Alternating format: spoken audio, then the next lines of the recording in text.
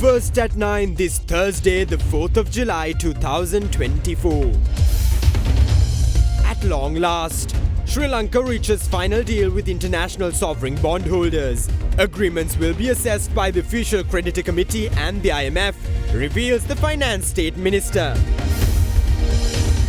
No more, no less. President's term of office is 5 years. Elections should be held on time, asserts President Ranil Wickremesinghe, despite petition filed requesting a postponement of presidential polls. Partners in development. Sri Lanka offers Japan investment opportunities in renewable energy, aviation and IT development. The Green Metal Drive. Sri Lanka should explore opportunities to invest in green metal, says the ambassador of the Philippines to Sri Lanka. The Qatar connection. Qatar Airways to ramp up Sri Lanka Doha flights from the 10th of July. ඔබේ විශ්වාසය දෙනු සෙන්සුරයින් දැන් ළඟමැති ෆාමසියෙන් ලබාගත හැක. මේ වෙලාවේ රනිල් තමයි. Derana first at 9. Live from Studio 24 in Colombo. Good evening and welcome to Derana First at 9. I'm Aditya Drisingha joining you live with the latest in Sri Lanka and around the world. Now taking you straight to your top story this evening, Sri Lanka has reached a final deal with international sovereign bondholders to exchange $14.43 billion in defaulted bonds and overdue interest for new instruments linked to future gross domestic production, growth, governance and standard fixed interest bonds. Sri Lanka will exchange $12.55 billion for bonds with an initial haircut of 28%, which include macro-linked bonds involving future dollar gross domestic product. Commenting on the agreement, State Minister of Finance Shehan Semasinghe said the deal will have to be confirmed by the Secretariat of Sri Lanka's Official Credit Committee and IMF staff to ensure compliance with a debt sustainability analysis. According to the Ministry of Finance, following the financial crisis, Sri Lanka's external debt stood at $37 billion by the end of 2023. The country intervened with a temporary moratorium on the service of Sri Lanka's official bilateral debt and external commercial debt. Out of the total debt, international sovereign bonds account for $12.5 billion in face value. The holders of ISBs organized themselves into two groups to negotiate the restructuring. The larger group, controlling approximately 50% of the aggregate outstanding amount, comprised some of the largest international holders of ISBs, forming the ad hoc group. Following the conclusion of restricted discussions held on the 27th and 28th of June in Paris, the parties agreed on core financial terms for the restructuring of the ISBs, which are embodied in a joint working debt treatment framework. In addition, the parties agreed to include governance-linked bond features in the terms of one or more series of the plain vanilla bond instruments that form part of the joint working framework.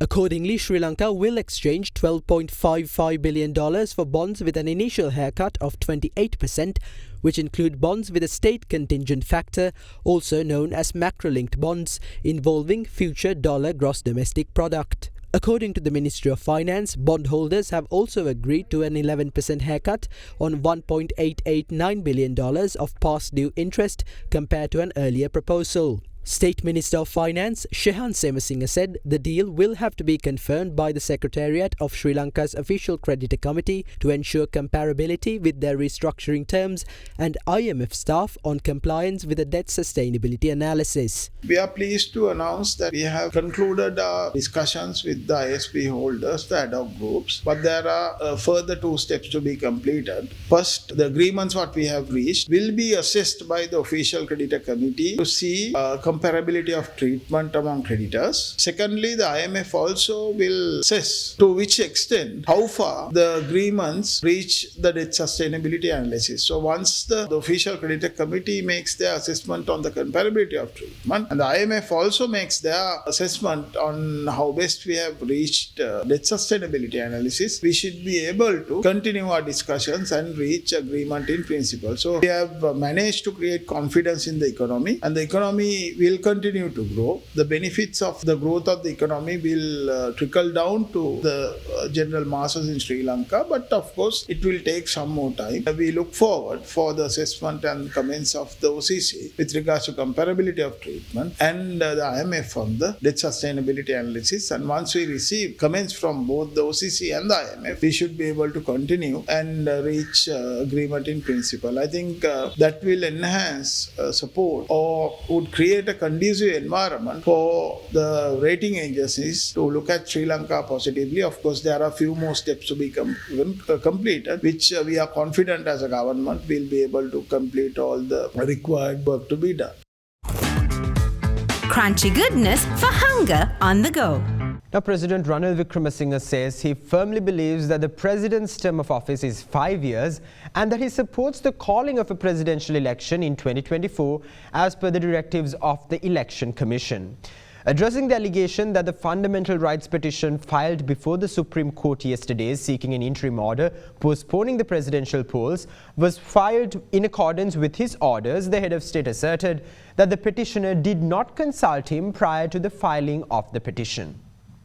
A fundamental rights petition was filed before the Supreme Court seeking an order preventing the calling of a presidential election until the court delivers its interpretation on the length of the president's tenure. Petitioner C.D. Lenever points out that the government in 2015 failed to refer Section 3 of the 19th Amendment to the Constitution, reducing the incumbent president's term of office from 6 to 5 years to a referendum. The petition asserts that as per Article 82 of the Constitution, the government has failed to pass the amendment introduced to Article 32 due to their failure to refer the matter to a referendum, thereby creating uncertainty as to whether the president's term of office will end in 5 or 6 years. Following the filing of the petition, several opposition parties levelled criticism against the move, alleging that the petition was an attempt by President Ranil Wickremesinghe to postpone the presidential poll.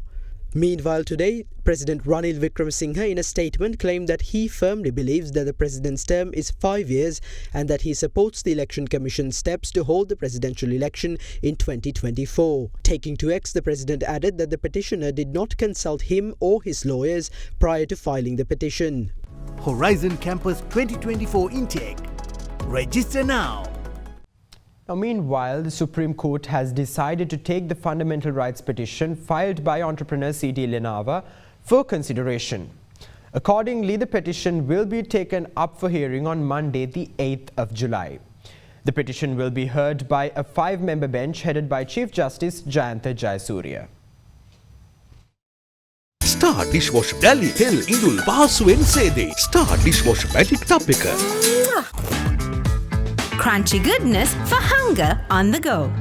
Now, despite President Ranil Wickremesinghe's assertions, several parliamentarians of the opposition maintain that the fundamental rights petition was filed with President Wickremesinghe's knowledge. Samaga Jana Balawegaya parliamentarian Harshana Rajakaruna went on to say that in spite of the petition, his party will support the Election Commission in holding the election within the proper time frame, no matter the cost.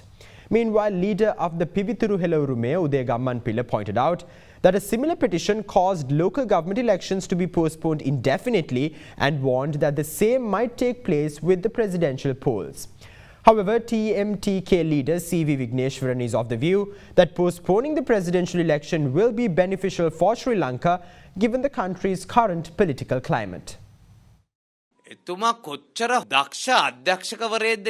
Wickremesinghe has directed this performance to perfection. After one of his own aides files a petition to try to postpone the presidential election, Wickremesinghe insists that the president's term of office is 5 years and that he fully supports the calling of an election. We will fully support the Election Commission to hold the election at the proper time, no matter the cost. 12 days from today, the Election Commission will be able to call nomination and determine the date of the election. The President, the Parliament and the ruling party cannot interfere in that process. On one hand, the President claims that he will fully support the Election Commission to hold the election.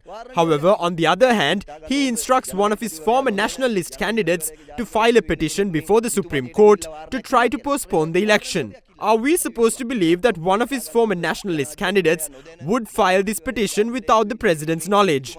Ranil Wickremesinghe tried to gauge the public's opinion after receiving an overwhelmingly negative response. He is now trying to distance himself from this attempt to postpone the election. The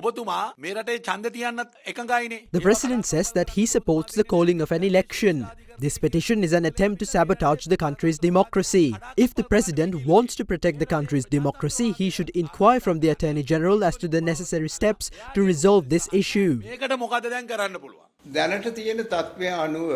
In the current political climate, it will be beneficial for the country if the Supreme Court orders the presidential election to be postponed. If the election is held now, no candidate will secure 50% of the votes. If the country is destabilized just when the economy has begun to recover, that will be detrimental.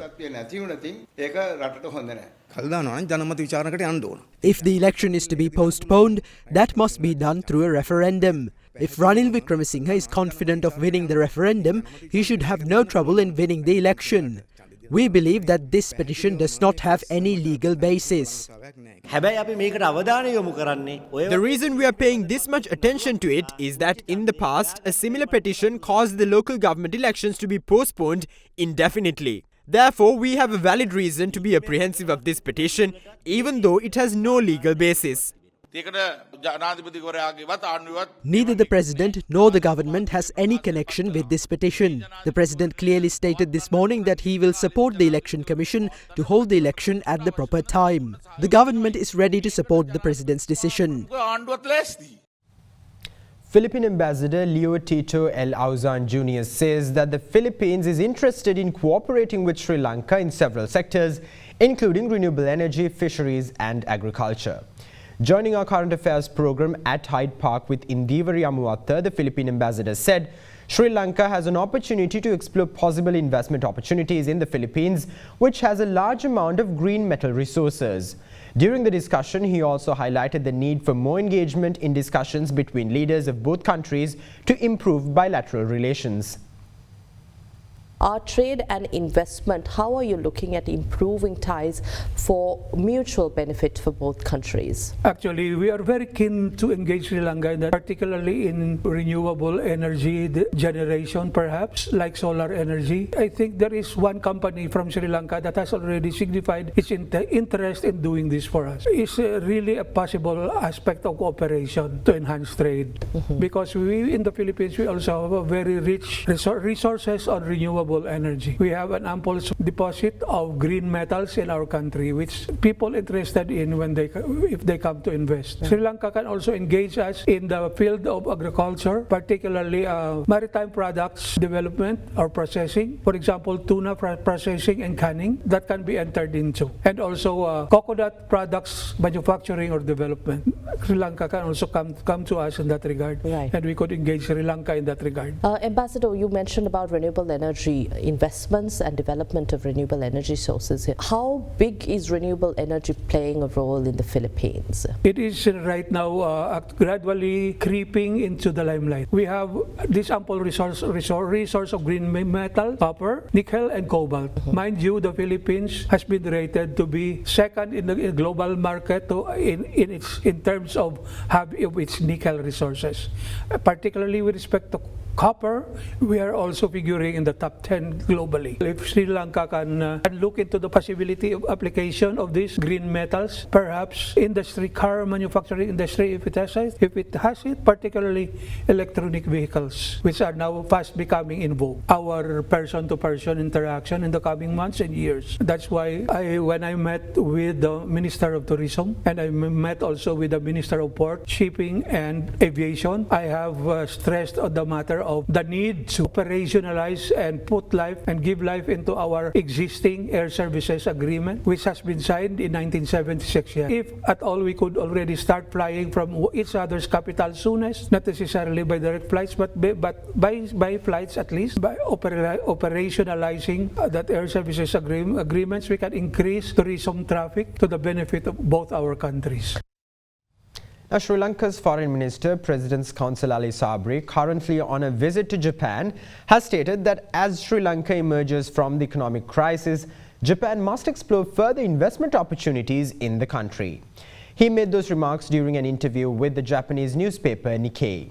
Quoting the minister, the Japanese newspaper says that Sri Lanka expects Japan finance projects to commence as soon as possible following the completion of the debt restructuring deals. These projects include the construction of a light railway in Colombo and the expansion of the Bandaranaike International Airport. In addition to the infrastructure projects, the minister highlighted that Sri Lanka offers Japan investment opportunities in renewable energy, aviation and IT development.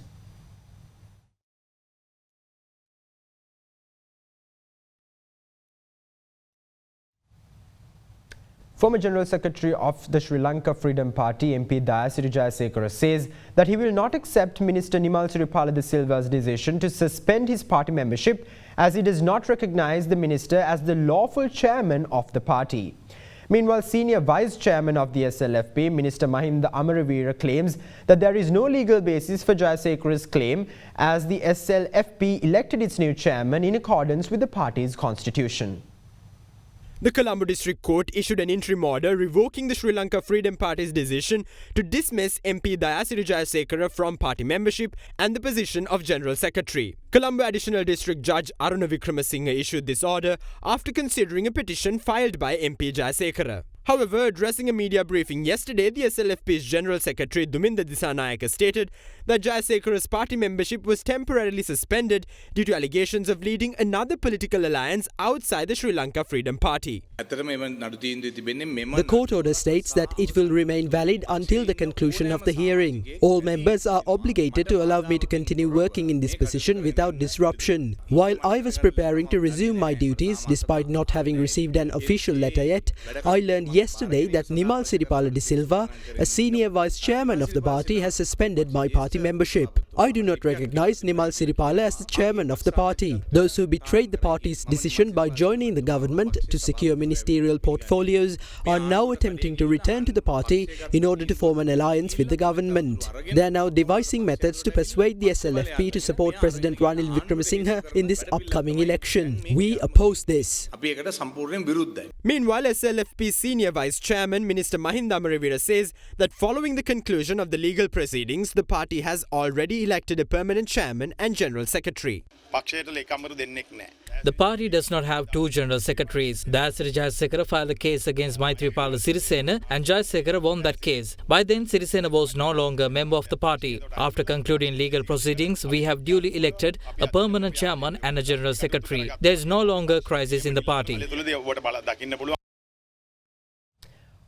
Opposition leader Sajith Premadasa today condemned what he called acts of terrorism perpetrated by the State of Israel against Palestinian men, women and children.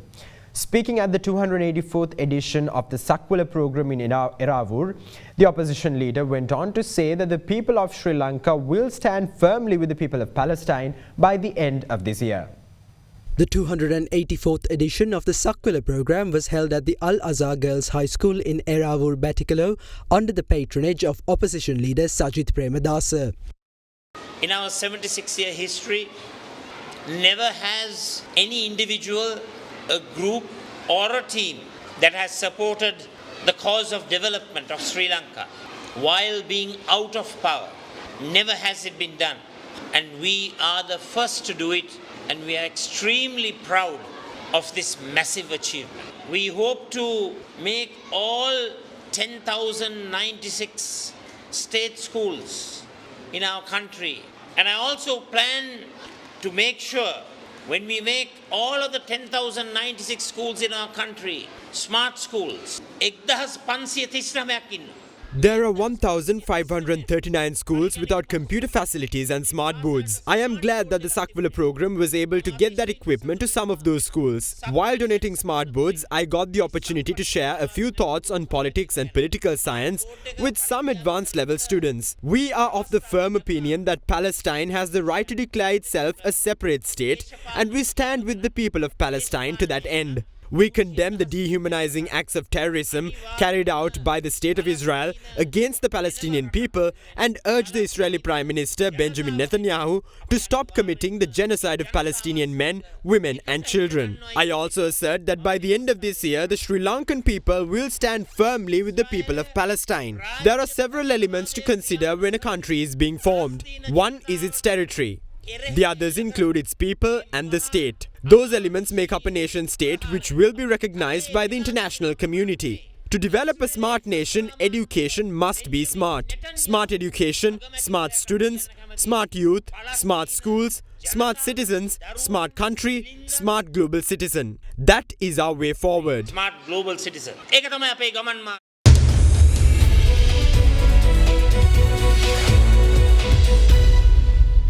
Welcome back. Now, Qatar Airways will be increasing its Sri Lanka Doha flights from the current 5 daily flights schedule to 6 daily flights starting from the 10th of July. The newly added flights will provide passengers with more options to connect to major destinations around the world, including in the Middle East, Europe, Africa and more via Hamad International Airport. Qatar Airways has announced that it will increase the number of its Sri Lanka Doha flights from the 10th of July. As part of the increase, the airline will offer 6 daily flights up from the previously operated 5 daily flights.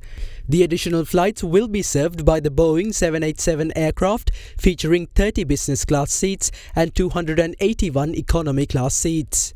With this network enhancement, Qatar Airways will operate a total of 42 weekly flights from and across Sri Lanka, connecting passengers to nearly 170 global destinations worldwide. Meanwhile, Qatar Airways country manager for Sri Lanka and the Maldives, Jonathan Fernando, stated that they are thrilled to be increasing their flights from and across Sri Lanka to provide an even better connectivity to their passengers. The newly added flights will provide passengers with more options to connect to major destinations in the Middle East, Europe, Africa and more via Hamad International Airport. Now, the second phase of a Swiss Confederation's Global Textile and Apparel Program has been launched in Sri Lanka with the aim of aiding the country's small and medium-scale textile companies to increase their presence in the global market. State Minister of Investment Promotion Dilu Mamanugama says that strengthening the Sri Lankan apparel sector's export capabilities through the program will be a crucial step in building an export-oriented economy. The Sri Lanka Export Development Board yesterday inked an agreement with the Swiss State Secretariat for Economic Affairs to implement the second phase of the Global Textiles and Apparels Program in Sri Lanka. The program is expected to support small and medium-scale companies in Sri Lanka's textile and apparel industry to improve their operational capacities, add value to existing products and services, and export their products to traditional and new markets. The textile industry of Sri Lanka, if you take 2023, has brought in about 4.8 billion USD, which is about 42% of the entire export revenue that we had earned for 2023, which contributes to about 7% of the GDP of the year 2023. The main objective of the project is to finally create a textile hub in Sri Lanka where the main exporters will be backed by the SMEs. I would say it would be a game changer to convert this import-orientated economy. This is the main reason that we had gone into financial crisis also, because we spend more than what we earn, we let out more than what we get in. The only solution will be to increase FDIs and also our export revenue. Now, in other business news, the stock market indices closed in red today, dragged down by losses in counters such as LLC Holdings, Melster Corp and Sampath Bank. By the end of trading, turnover was 1.9 billion rupees, up from yesterday's 1.5 billion. The CSE All-Share Index closed 0.92% lower at 11,926 points, while the S&P Sri Lanka 20 also fell 1.08% to 3,505 points. Trading volume on the index decreased to 59.8 million shares from 79.2 million shares in the previous session. The capital goods sector was the top contributor to the market turnover, while the banking sector was the second highest contributor. Foreign investors remained active, closing as net buyers.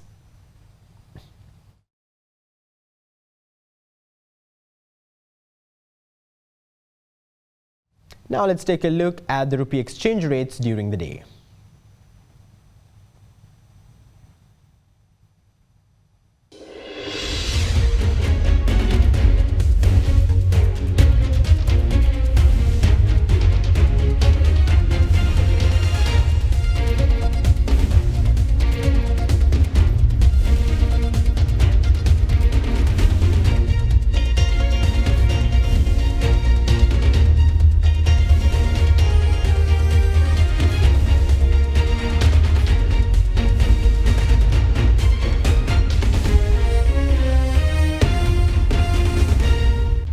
That's all the news we have for you tonight. Thank you. Have a great night.